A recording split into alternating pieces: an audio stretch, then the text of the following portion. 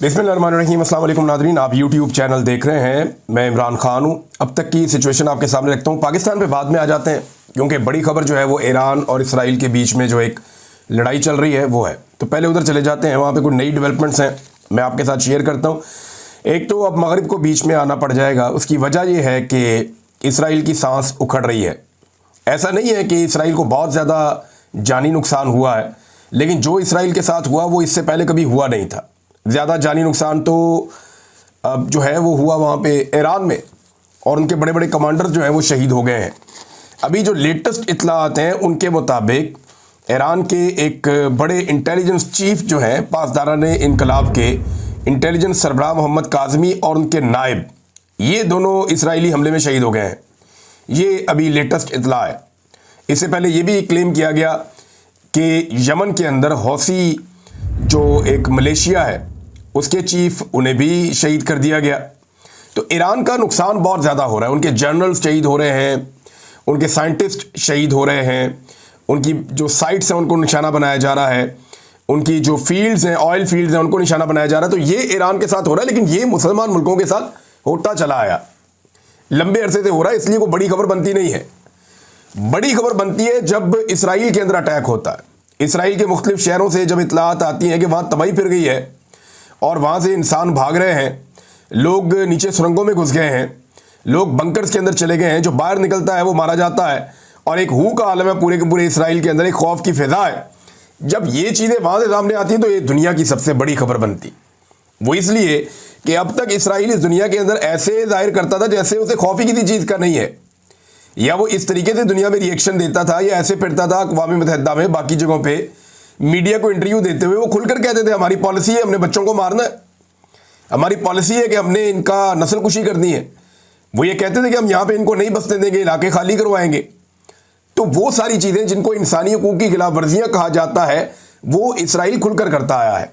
बहुत सारी करारदादें इसराइल के खिलाफ आई, बहुत सारा आलमी सतह पर एक्शन लेने की इसराइल के खिलाफ बात हुई, लेकिन जो अमेरिका की और मगरबी ममालिक की एक सपोर्ट है इसराइल के साथ, उसकी वजह से वो ये सारे मामलात आज तक टैकल करता चला आया है। लेकिन इस बात का किसी को भी अंदाज़ा नहीं था कि इसराइल जब ईरान पे अटैक करेगा तो उसका रद्द-ए-अमल इतना शदीद होगा। ईरान के पास कितने मिसाइल हैं इसके बारे में भी अब कुछ खबरें आ रही हैं, और ईरान कब तक लगातार ये मिसाइल बरसा सकता है इसके बारे में भी खबरें आ रही हैं। तो पहले तो मैं आपको बता दूं कि ईरान ने ये जो दोबारा अटैक किया है गुज़िश्ता रात, अभी जब आप ये वीडियो सुन रहे हैं तो रात भर ईरान ने फिर से अटैक्स किए हैं, मिसाइल के हमले किए हैं, और बहुत बड़े और तगड़े मिसाइल के हमले किए हैं। उनके मनाजिर जो हैं वो देखे जा सकते हैं।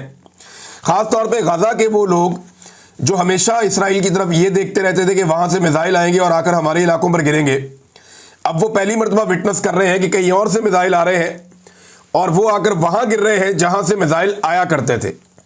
यानी जिधर से मिसाइल लॉन्च होते थे इसराइल से, अब इसराइल के अंदर जाकर मिसाइल गिर रहे हैं, और ये ईरानी मिसाइल है।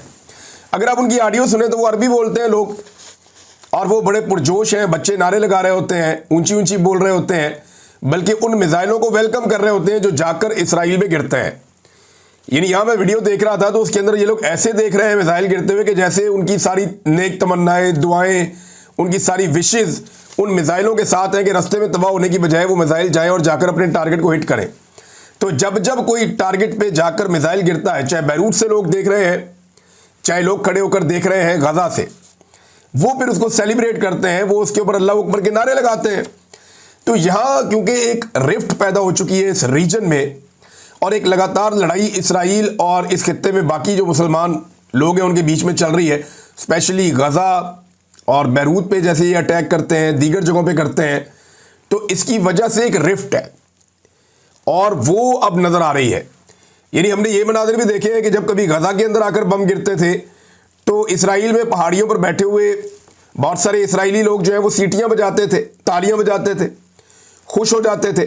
अब उसी तरह के मनाज़िर हम दूसरी तरफ से देख रहे हैं कि वहाँ से भी लोग नारे लगा रहे हैं, नारे तकबीर बुलंद कर रहे हैं, खुश हो रहे हैं, बाद लोग सीटियाँ बजाते हैं, और वो उसी तरह महसूस हो रहे हैं जैसे उनकी अपनी तबाही के ऊपर इसराइल के लोग महसूस होते थे।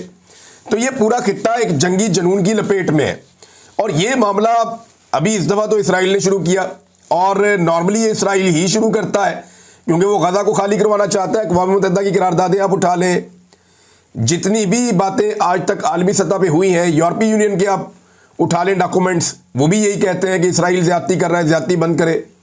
फ़लस्तीन को तस्लीम करने के बारे में कुछ और ममालिक जो है वो इस बारे में सोच रहे हैं कि उनके साथ जो जुल्म और जबर हुआ है, अक़वाम मुत्तहिदा की रोज़ाना की बुनियाद पर रिपोर्टें आती हैं कि उनको इमदादी सामान नहीं जाने दिया जा रहा। तो ये बहुत सारी चीज़ें हैं। अब इसमें नाज़रीन जो ईरान है उसकी जानिब से एक वार्निंग मैं सुन रहा था, और वो वार्निंग बाकायदा जारी की गई है। वार्निंग ये है कि मकबूजा इलाकों के रिहायशियों के लिए ये वार्निंग है। अब ये मकबूजा इलाके वो कहते हैं जो इसराइल के एरियाज़ हैं। ईरान का ये मानना है कि ये इसराइलियों की अपनी जगह नहीं है, ये वहाँ फ़लस्तीनियों की जगह है, वो इसके मालिक हैं और उनसे ये जगह छीनी गई है, तो ये लोग काबिज़ हैं, वो इन्हें मकबूजा कहते हैं। मकबूजा इलाकों के रिहायशियों के लिए वार्निंग है। बेयारो मददगार, करप्ट और मुजरिम नेतन्याहू सरकार ने फिर से जारहियत की है। उसकी गलतियों का नतीजा तबाहकुन निकलने वाला है।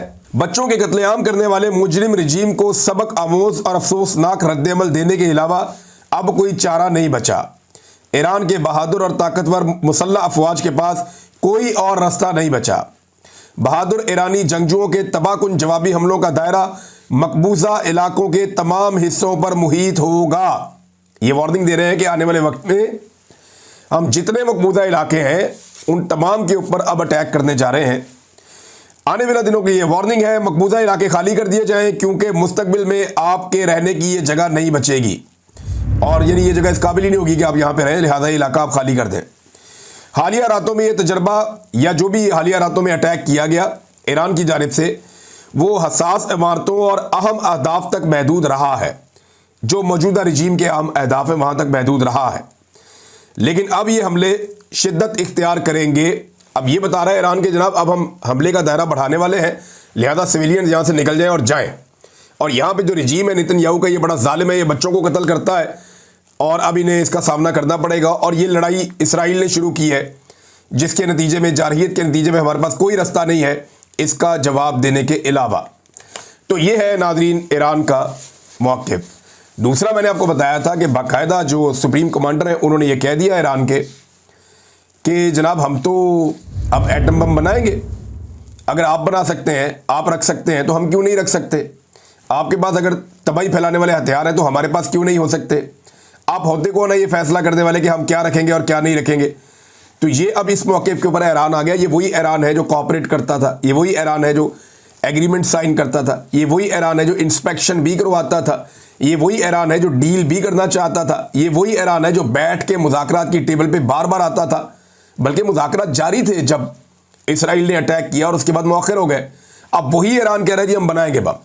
देखिए, ईरान के अंदर ये सोच मौजूद थी कि वो एटमी कुव्वत बने या ना बने, लेकिन अब तो मेरे ख्याल में इस हमले के बाद बड़ी क्लैरिटी होगी कि अगर हम एटमी कुव्वत होते तो इसराइल इस तरह से हमारे ऊपर मिसाइल हमलों की जरूरत ना करता और ऐसे हमारी पूरी फौजी क़यादत को एलिमिनेट ना करता या फौजी क़यादत के ऊपर अटैक ना करता।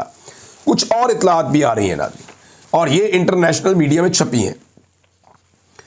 इसराइल ने दावा किया है और अमेरिकन सोर्सेज भी ये दावा कर रहे हैं कि डोनाल्ड ट्रंप को बताया गया इसराइल की जानिब से कि हमें इस वक्त एग्जैक्ट आइडिया है कि सुप्रीम लीडर आयतुल्लाह को कहाँ पे शहीद किया जा सकता है और हम ये कर सकते हैं, वो हमारे निशाने पर है, हमारे पास ये मौका है और हम उन्हें शहीद कर सकते हैं। जैसा कि इससे पहले उन्होंने आर्मी चीफ को, इंटेलिजेंस चीफ को और बाकी बहुत सारे पांच तारानी इनकलाब के चीफ को इन्होंने हिट किया, तो उन्हें लगा कि अब हम ये भी हिट कर सकते हैं।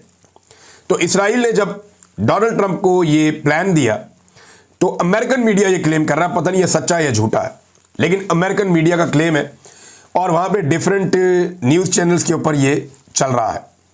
क्लेम ये है कि फिर डोनाल्ड ट्रंप ने मना किया और उन्होंने कहा जी कि ये बिल्कुल नहीं करना, क्योंकि अमरीकी मफादात के ऊपर ईरान ने कहीं पे अटैक नहीं किया तो अमेरिका नहीं चाहता कि ये लड़ाई इस लेवल तक बढ़ जाए, और अमेरिका ने, डोनाल्ड ट्रंप ने इसमें मुदाखलत की है बकौल उनके। हो सकता है ये सच हो सकता है झूठ हो, लेकिन इसराइल ने अमेरिकन ऑफिशियल्स के मुताबिक, जो खबर बाहर आई उसके मुताबिक, इसराइल ने अमेरिका से ग्रीन सिग्नल मांगा था खमीनी साहब के लिए कि वहाँ पे अटैक किया जाए, लेकिन वो मना कर दिया गया। दूसरी जानिब हालात इसराइल के लिए बहुत मुश्किल हो गए हैं। डोनाल्ड ट्रंप कह रहा है जी कि मैं अब लड़ाई रोक दूंगा और मैं इसके लिए पूरी कोशिश कर रहा हूँ। ईरान और इसराइल के दरमियान जल्दी अमन कायम हो जाएगा। डोनाल्ड ट्रंप ने इस सिलसिले में बहुत सारे लोगों से बातचीत करना शुरू कर दी है। ख़ास तौर पे डोनाल्ड ट्रंप ने बातचीत की है प्यूटन से, क्योंकि उसे इस बात का आइडिया है कि चीन का और रशिया का कुछ ईरान के साथ ऐसा ताल्लुक़ है कि वो ईरान को मज़ीद हमले करने से रोक सकते हैं या इस मामले को कूल डाउन कर सकते हैं। लेकिन ईरान का जितना बड़ा नुकसान हो गया ना, अब ईरान को इस बात पे कायल करना भी मुश्किल है कि वो फौरी तौर पे ये हमले बंद कर दे। और ईरान हमले बंद करते करते भी बहुत सारे मिसाइल दाग देगा। ईरान के पास मिसाइल कितने हैं ये पहले बताता हूँ, फिर ये बताता हूँ कि नेतन्याहू अब क्या चाहता है। और उसको ये समझ आ गई है कि अकेला इसराइल ईरान का मुकाबला नहीं कर सकता। देखिए, अब ईरान का मुकाबला तब तक नहीं कर सकते ये सारे मिलकर भी, जब तक ये ईरानी सरजमीन पर नहीं उतरेंगे। ईरान के अंदर तो कोई इनकलाब ला नहीं सकते। कोशिश है उनकी कि वहाँ रजीम चेंज कर दिया जाए किसी तरह, और जो एक इनकलाब के नतीजे में हुकूमत बनी हुई थी उसको ख़त्म करके जो पुराना हुकूमत का एक स्टाइल था, जो मगरिब के साथ कोऑपरेट करके चलते थे, वो हुकूमत ला के बैठा दी जाए। लेकिन ईरान के अंदर ऐसा होता हुआ फिलहाल दिखाई नहीं दे रहा। वो बड़े तगड़े हैं, उनकी बड़ी फोर्स है, बड़ी ताकत है उनकी। अब अगर ये नहीं कर सकेंगे तो फिर इनको ग्राउंड पे अपनी फोर्सेस उतारनी पड़ेंगी ईरान में। अब यहां पे एक सवाल ये पैदा होता है कि 6.5 लाख फौज के साथ लड़ना भी तो अजाब है ना, बहुत मुश्किल है, लड़ नहीं सकते। और उनके पास रिजर्व